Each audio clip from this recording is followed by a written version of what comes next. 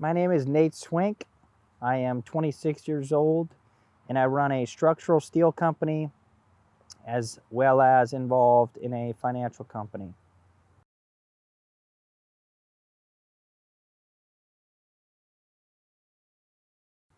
So I got started in entrepreneurship. It was always something that I was raised up around. My great-grandpa was a business owner. My grandfather was a business owner. And my dad was a business owner. So I grew up, in family business, growing up around business. And at the age of 16, I decided to start my own welding business. Got a legal DBA from the county of Ventura at the age of 16. Had to have somebody drive me to the courthouse in Ventura in order to get it, hand them the paperwork and get the business license.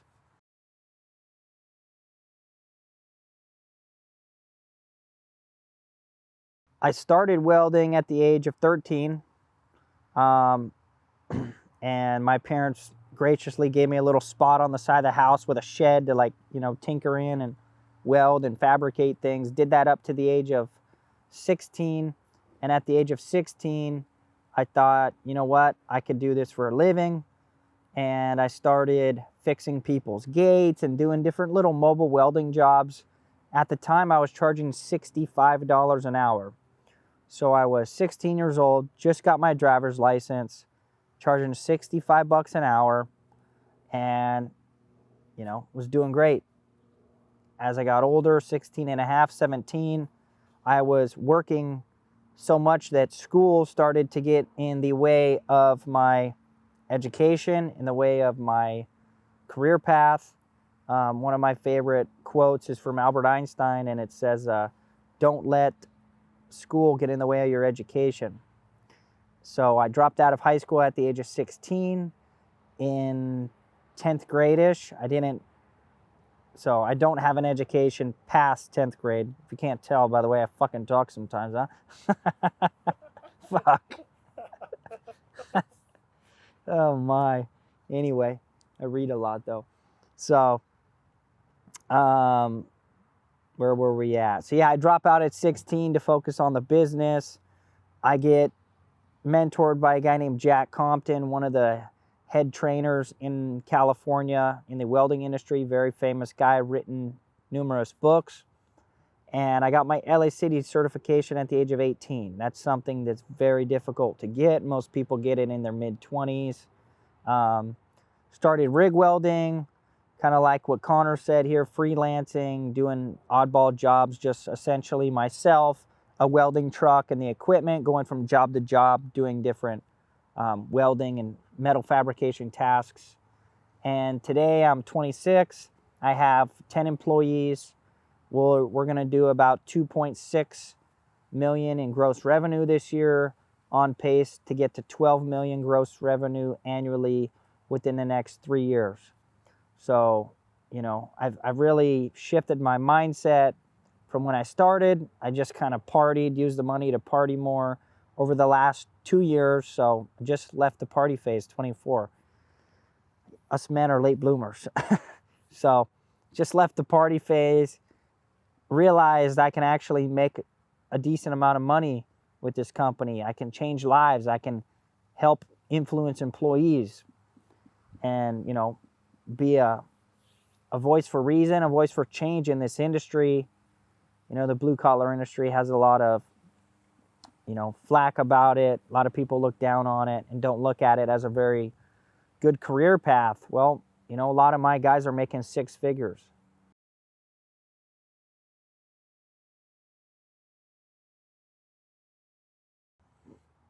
Yeah, so my intentions originally were selfish, right? It's to get freedom by owning your own business and to make money. Okay, so I was making decent money, had the freedom I wanted, but I quickly learned that there's more to entrepreneurship, right? Being an entrepreneur, having influence is a gift, and you got to use that gift. So I quickly realized I can scale this company, I can make more money in the millions, personally, income in the millions. I have the potential of doing that within the next 3 years. And yeah, so I just decided I'm going to take this thing all the way. I'm going to outpace what people say is even possible. And I'm going to use it to build people and just kind of develop people and show people what's possible and, you know, give people second chances.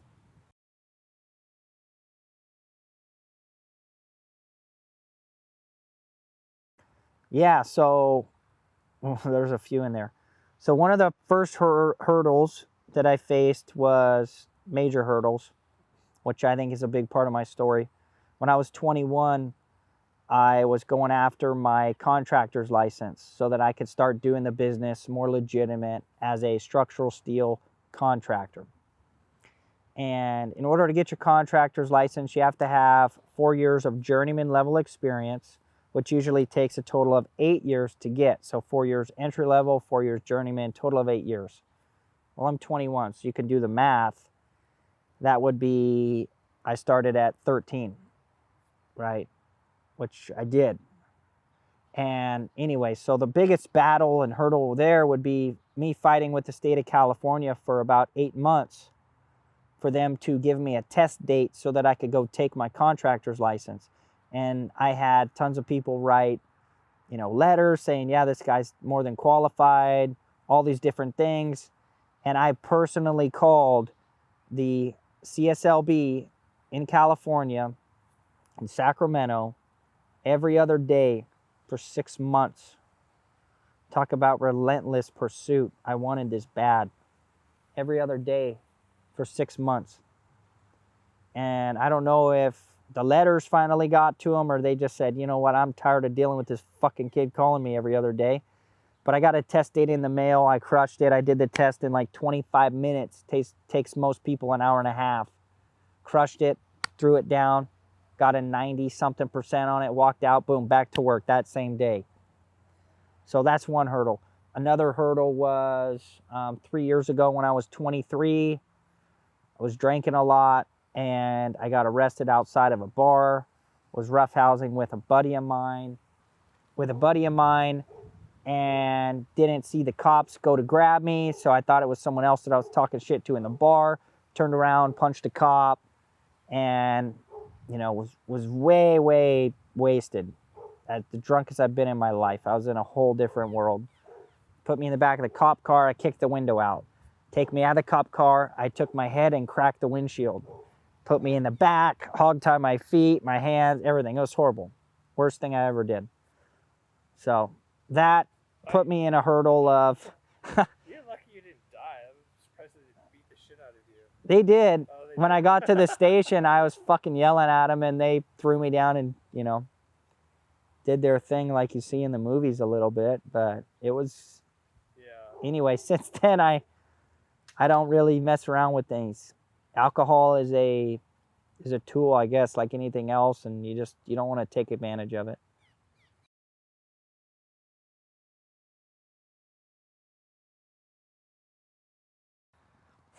Yeah, I would say, you know, honestly, I ignore most of those people. And the reason why I do that is I look at what they've built, what they have.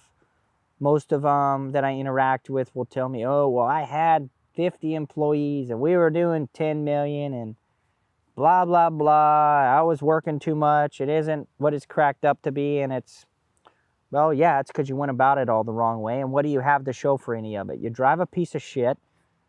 Your relationship with your wife fucking sucks. You live in a piece of shit house. So, yeah, I'm going to take advice from you because you didn't do anything right, all right? So what I did, or what I do, is I look for guidance, people who I aspire to be, aspirational people, and I take their criticism and help. But, you know, to answer the question, I guess more directly, a lot of the people in the industry, in the blue-collar industry, construction industry, especially the steel industry, fucking dog. Hey! A lot of the people in the steel industry are really old school.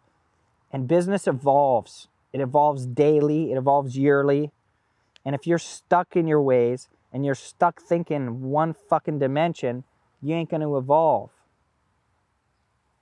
So to recap, I ignore them. I don't give a shit what they say, because when I pull up to a job, I pull up in a Mercedes. They pull up in a pile of shit truck. Their employees look like crap. Their employees hate what they do, right? I can persuade somebody with the way I talk.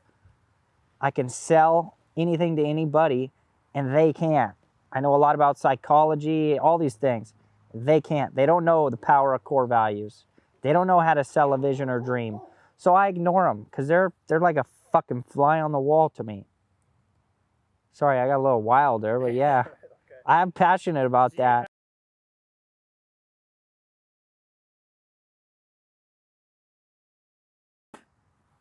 Do I have mentors? Yeah, I have a few mentors. I would say This fucking dick's hanging out. you ain't seen nothing yet, baby. So, yes, I do have mentors. That was one thing that I will attribute a ton of success and a pivotal moment in my career and my personal life, is getting mentors and paying money for them. You have to pay to play.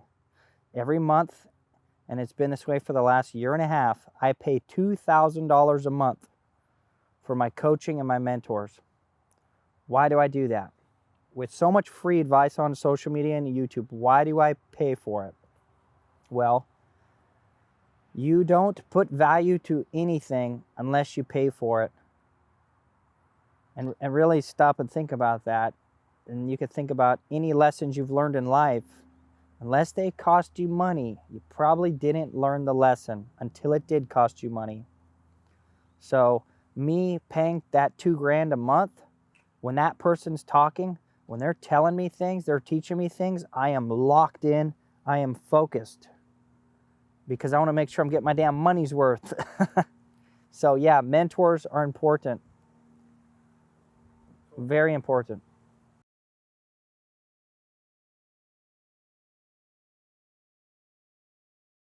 I really want to clarify this, because a lot of people think about business, entrepreneurship the wrong way. To clarify, if you can't step away from your business for a week or a couple weeks and it still make you money, you don't have a business, you have a job. A lot of people need to understand that. If your business requires you there every moment of every day, you do not have a business, you have a job. And I think a lot of people have created a job for themselves to gain more freedom. Now, what I'm trying to do is build a business. I still, a lot of the time, have a job, but it's getting more and more and more every day and month, where I'm building a business, where I can leave for a month and it run itself and still be profitable. So that's one facet to answer your question. Why did I personally, and why now do I want to build a business versus going to work for somebody? I would say impact. My human needs deep inside are impact and significance. And the best way to have a big impact and a lot of significance is to be a business owner. We have a lot of impact. Whether we use it for good or bad, we have a lot of impact. So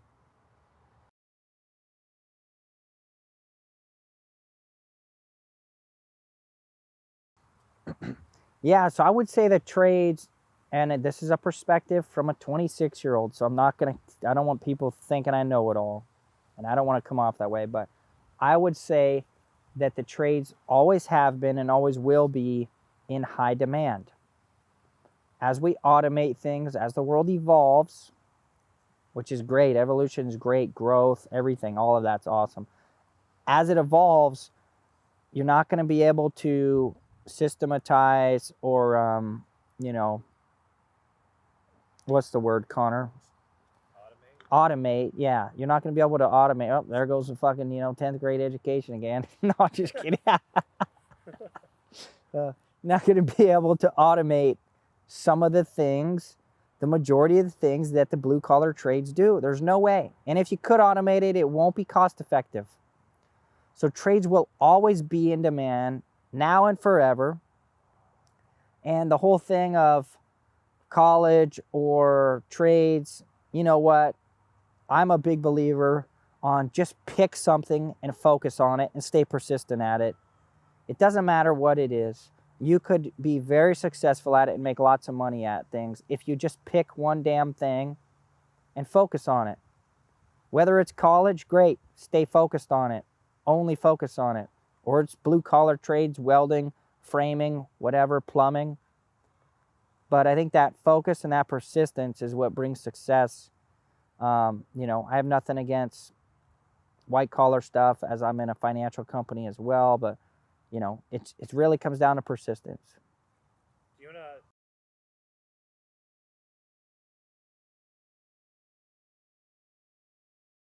No, I mean not having a high school diploma or a GED. I didn't go back and get the GED. I'm not going to, because I don't look back. I look forward. Right? I'll say now I have 2 contractors licenses. I have a life and health license, and I'm not going to go back and get a GED. So Connor's question is, has that limited you in ways? Has people looked down on you in ways for that? I would say no.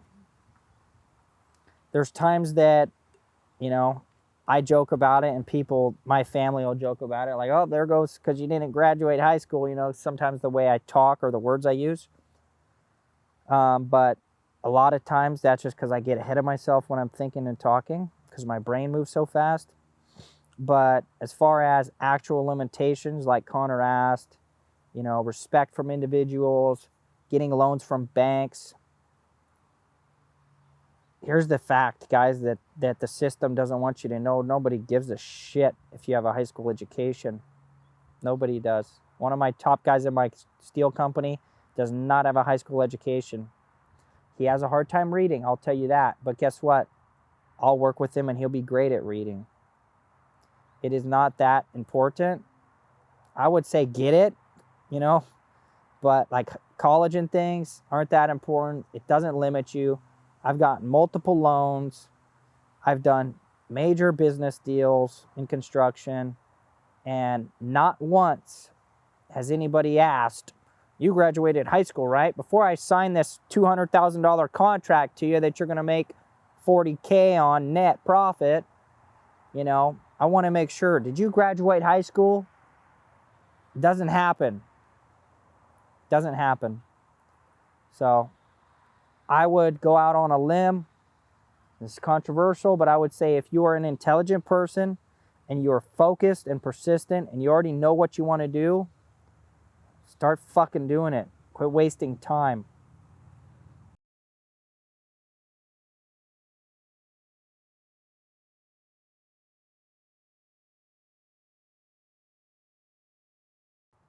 Yeah, so let's start with people who just want to join the trade, the structural steel or the welding industry, excuse me, and just want to join as an employee, which is fine. That's the thing, like entrepreneurship has a lot of hype, especially right now, and 9 people out of 10 who are business owners should not be business owners. They would make great employees, and you'd make more money as an employee, honestly, a lot of you guys. But again, to answer that question directly, the best way to go about getting in the industry, get in with a good company. Get in with a company who has a vision and who has a mission, right? And I would recommend just getting in with them and telling them, hey, I'll do whatever needs to get done. I want to learn and I want to grow with you guys as your company grows. And, just write it out. Learn from the guys who are there. Hands-on knowledge is always better than learning in a school, in a welding booth or whatever. I'll tell you, I don't hire a lot of guys out of a welding school. I would rather hire a guy who doesn't know anything, but who has a strong work ethic, drive, honest, integrity, and I'll teach him everything he needs to know, versus a guy who's out of the welding school for years because he thinks he knows it, but he really doesn't. I saw there's a guy at your shop and he looked like he was 18 or so. Did he come, with no experience? Or? Yeah, Brandon.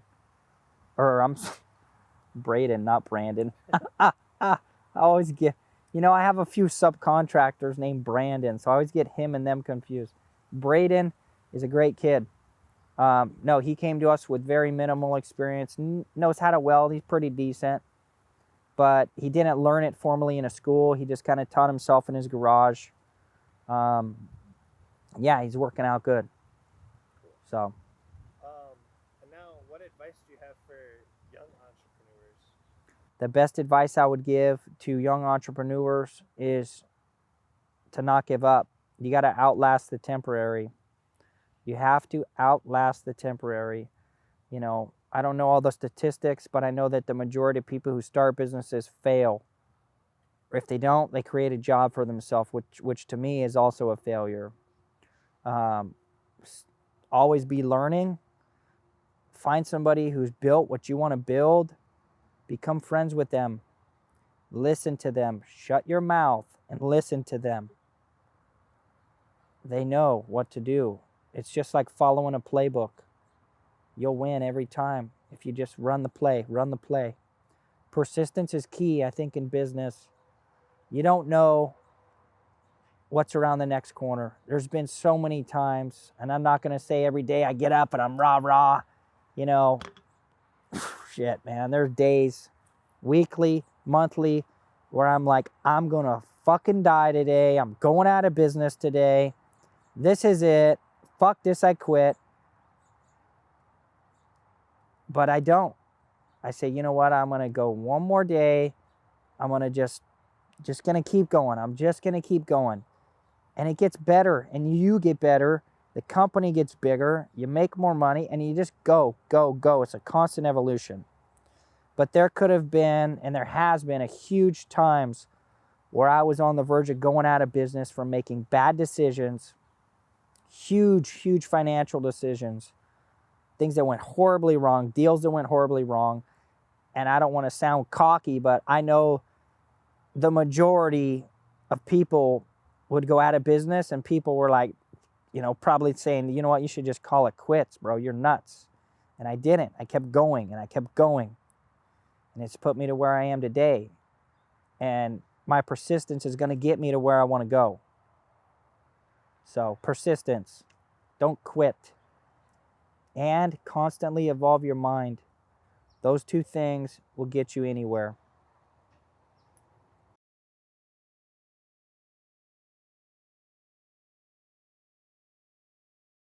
How do you want to wrap it up with that in mind?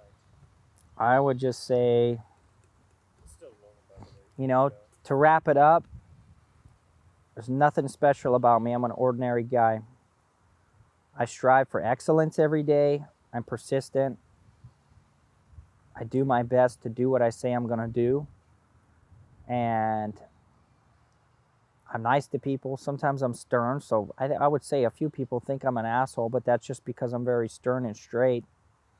But, you don't have to be a genius to do any of this. You don't have to be a genius to be successful.